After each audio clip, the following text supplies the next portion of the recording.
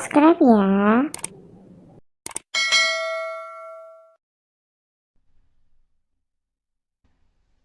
Ya, assalamualaikum warahmatullahi wabarakatuh. Kembali lagi di video pembelajaran matematika itu bersama saya. Kali ini kita akan membahas tentang statistika. Untuk kurikulum Merdeka ini statistika ada di kelas 10, sedangkan untuk kurikulum 2013 ini ada di kelas 12. Tapi walaupun begitu, statistika ini sudah tidak asing lagi karena sudah kita pelajari sejak SD gitu. Ada yang mencari rata-rata, pasti teman-teman ingat, terus ada mencari median, mencari modus gitu. Itu yang sering kita kerjakan di SD maupun di SMP untuk pelajaran matematika. Nah, di SMA ini kita lagi-lagi akan mengulang tentang rata-rata, median, modus gitu. Tapi nanti pasti ada tambahan yang lain lagi selain ketiga itu ya. Ya, langsung saja kita mulai. Sebelumnya kita ingatkan sedikit tentang statistika itu apa sih gitu. Statistika itu adalah cabang ilmu matematika yang mempelajari tentang pengumpulan data, penyusunan data, penyajian data, pengolahan data, penganalisisan data, penarikan kesimpulan, dan juga pengambilan keputusan. Makanya untuk cabang ilmu matematika ini itu nanti di perkuliahan dia berdiri sendiri. Jadi ada jurusan yang namanya jurusan statistika. Tuh. Selanjutnya, statistika ini biasa digunakan juga untuk pemerintahan, untuk berbagai macam tujuan. Misalnya sensus penduduk. Gitu. Sensus penduduk kan sudah tidak asing lagi ya buat kita. Gitu. Udah biasa kita dengar tentang sensus penduduk. Sensus penduduk itu adalah pengumpulan data agar kita tahu berapa banyak sih warga negara Indonesia itu. Gitu. Apakah semakin bertambah atau semakin berkurang setiap tahunnya.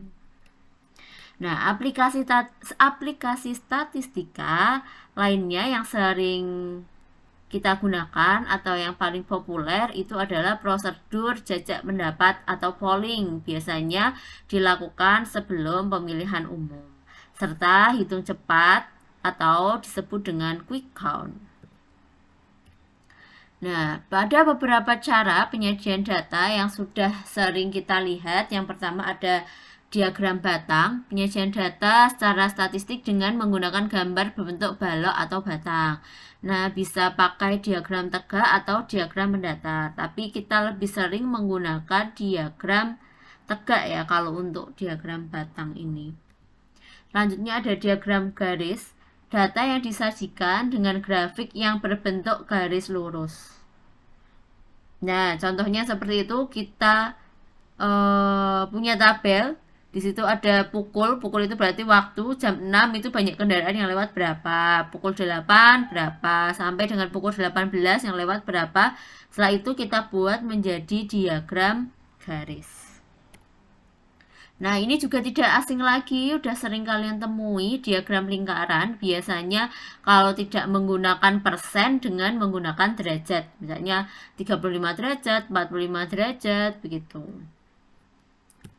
Terus ada tabel distribusi frekuensi. Yang pertama ada tabel distribusi frekuensi tunggal.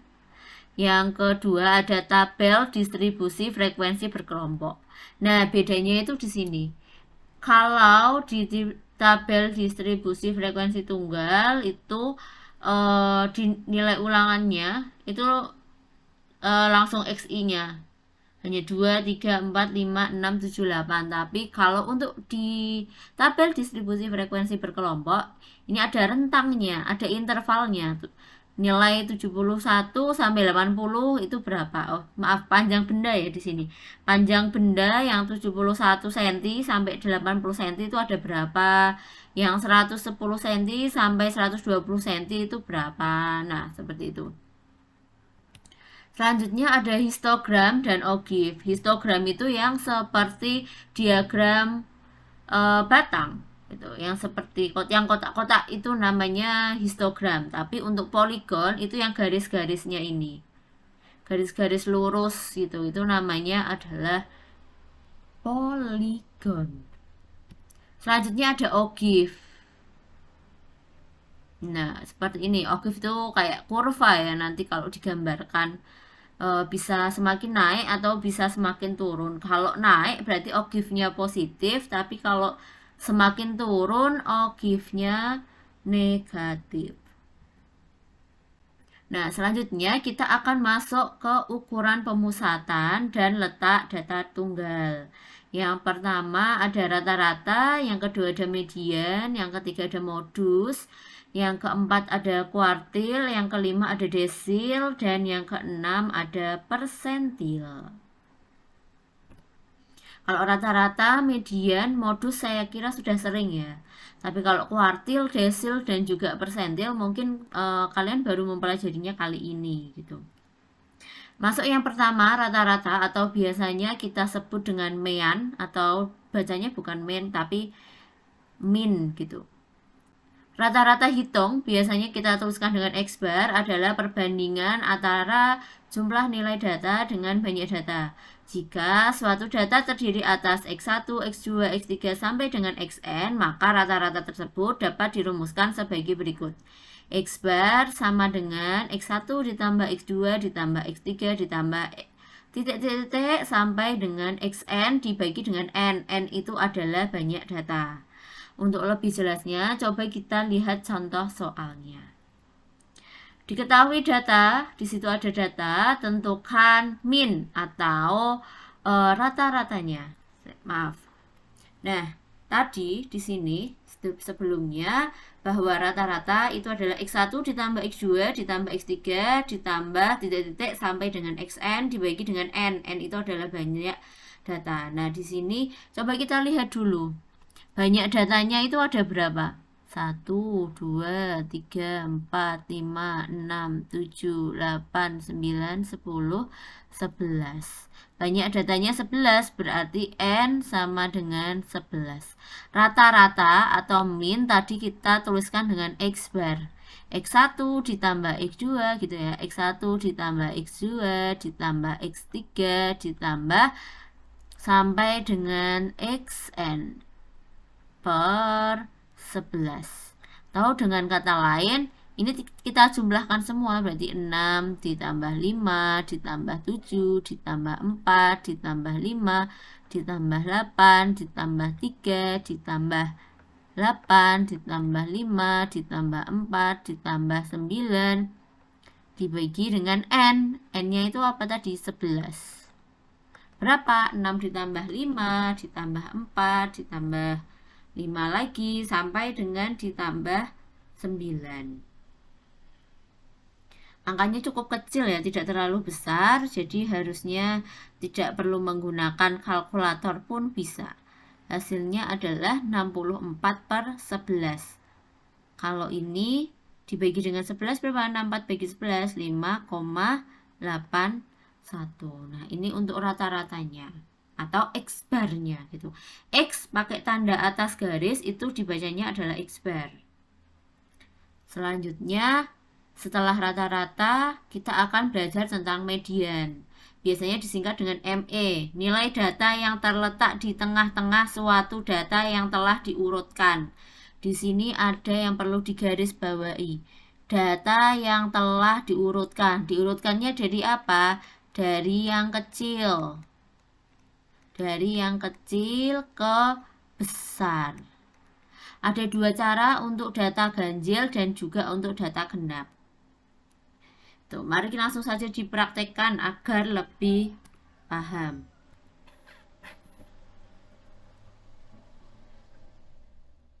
Nah, saya punya dua contoh soal pastinya. Ini yang satu genap, yang satu nanti datanya ganjil. Maaf.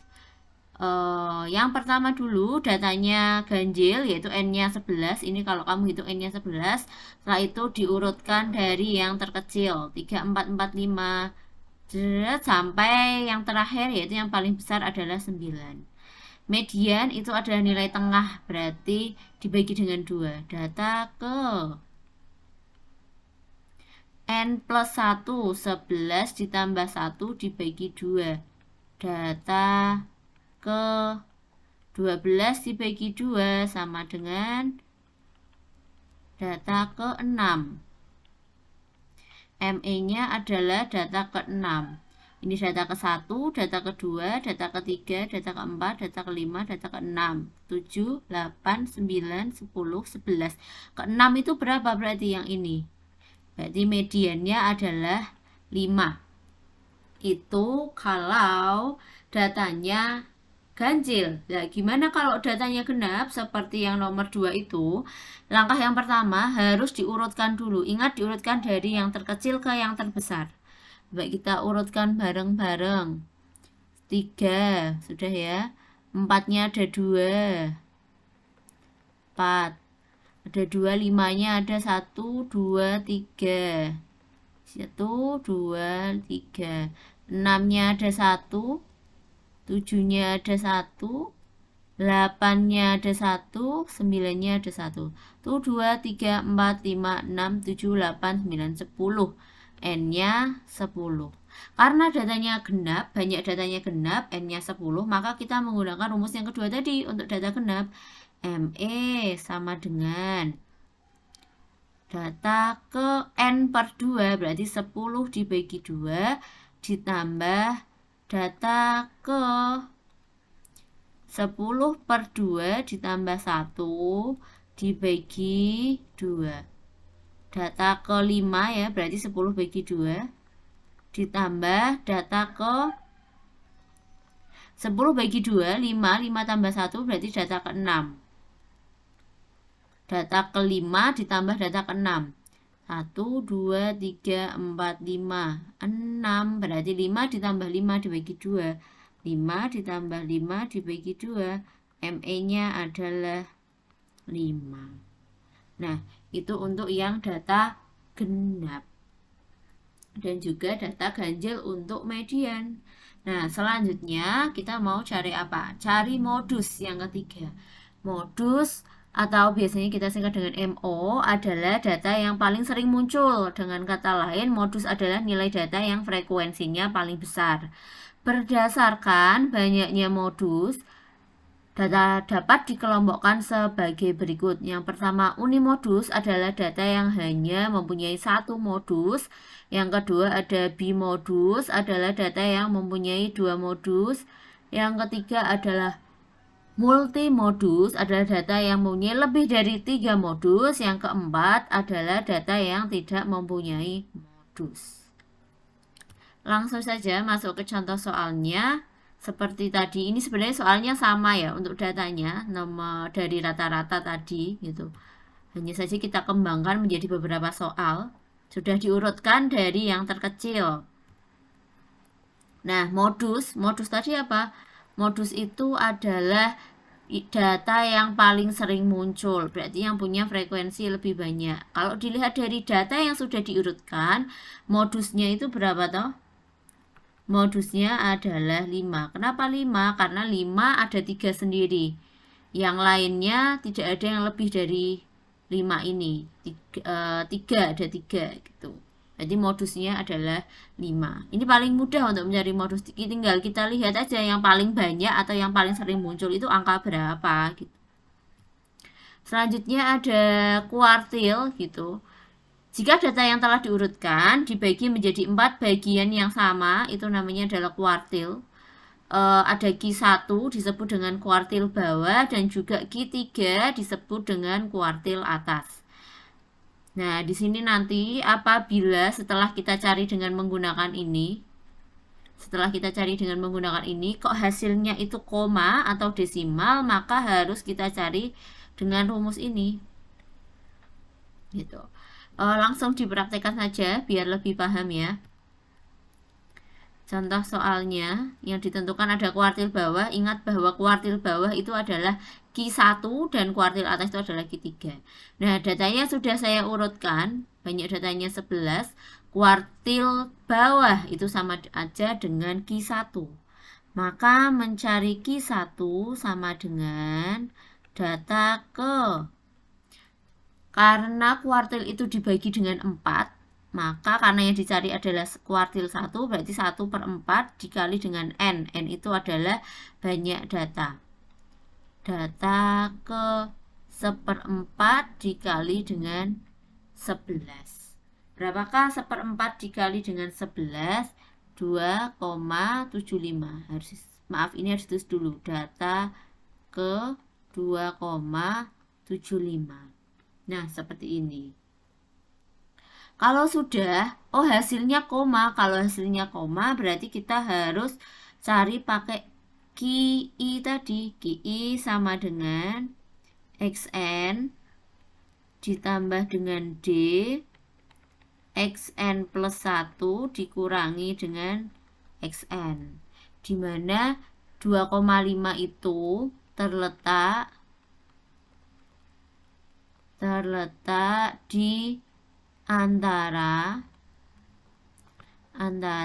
data ke-2 dan juga 3 itu. Jadi XN-nya sama dengan data kedua. Data kedua setelah diurutkan berapa? Oh, 4. Berarti 4 XN-nya.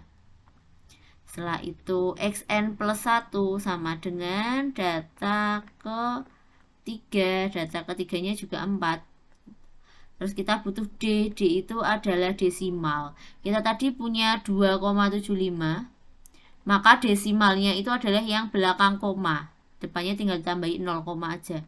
0,75.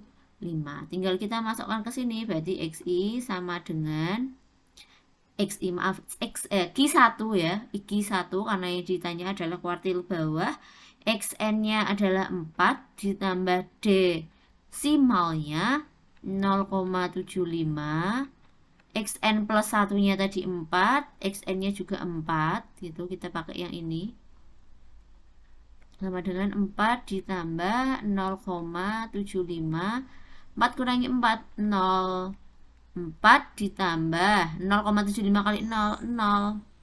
Maka hasilnya adalah 4. Maka nilai Q1 adalah 4. Itu. Selanjutnya kita punya desil. Kalau kuartil tadi dibagi dengan 4, kalau desil itu dibaginya dengan 10 bagian. D1. Kalau yang ditanyakan D1, berarti ini nanti I-nya diganti dengan 1. Kalau D2, berarti I-nya dibagi dengan 2. Gitu. Dan seterusnya. Hampir sama seperti kuartil tadi. Saya punya data yang ditanyakan adalah desil kelima.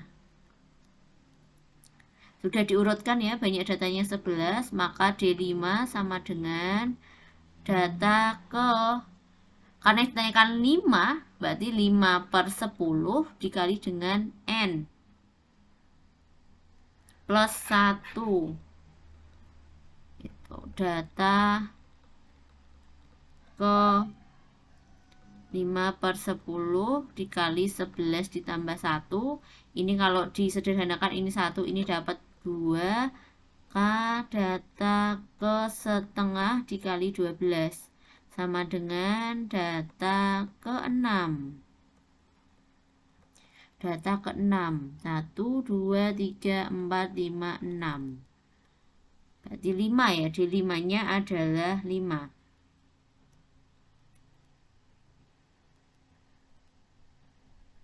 Data kelima, desil kelima itu nilainya ada 5. Kita lihat dari data ke-6-nya. Nah, kalau misalnya kayak gini hasilnya, kan tidak koma. Kalau tidak koma, kita tidak perlu nyari pakai yang rumus D tadi. Kita nggak perlu, cukup langsung dicari di sini. Oh, urutan yang ke-6 itu berapa? Gitu.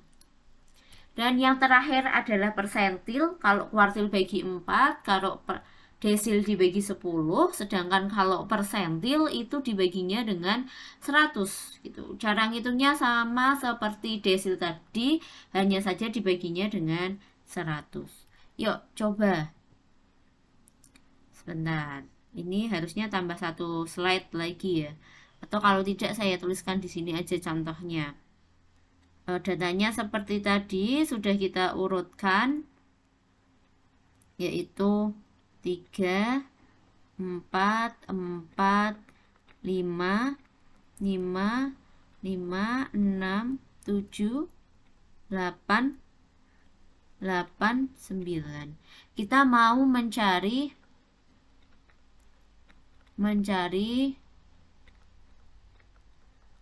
persentil ke 65. Kita mau mencari persentil ke 65. Berarti P65 sama dengan data ke nih, I-nya diganti 65 karena ditanyakan 65. Berarti 65 per 100 dikali 11 ditambah 1 sama dengan data ke 7,8. Nah, kalau datanya tidak bulat, koma, desimal seperti ini, maka harus kita cari pakai rumus ini. Nah, harus kita cari pakai rumus ini. Maka P65 sama dengan, ini cari XN-nya dulu ya. XN-nya sama dengan data ke 7,8 itu terletak di data ke 7 dan juga data ke 8. Maka XN-nya adalah data ke 7. Data ke 7-nya adalah 6. Coba nanti 1, 2, 3, 4, 5, 6, 7, 6 ya. Terus XN plus 1 berarti data ke atasnya tadi 7, berarti ini data ke 8 sama dengan 8 gitu. Desimalnya adalah 0,8, didapatkan dari ini tadi 7,8. Maka P65 sama dengan XN ditambah dengan D XN plus 1 min XN. XN-nya 6 ditambah desimalnya 0,8, XN plus 1-nya 8 dikurangi dengan 6. 6 ditambah 0,8 dikurangi 8 kurangi 1, 1 ya. 0,8 ditambah 1, 0,8. 6 ditambah 0,8, 6,8. Nah, seperti itu untuk contoh persentil itu. Selanjutnya, ya terima kasih, ternyata sudah sampai di slide terakhir tentang data tunggal ya, untuk ukuran pemusatan dan juga letak data pada data tunggal. Nah, saya punya satu latihan soal, coba kalian cari itu minnya berapa, rata-ratanya berapa, mediannya berapa, modusnya berapa, kuartil atasnya berapa, desil ketujuhnya berapa, persentil ke 75 berapa. Nanti kapan-kapan coba kita bahas bareng-bareng jawabannya itu berapa aja. Itu ya.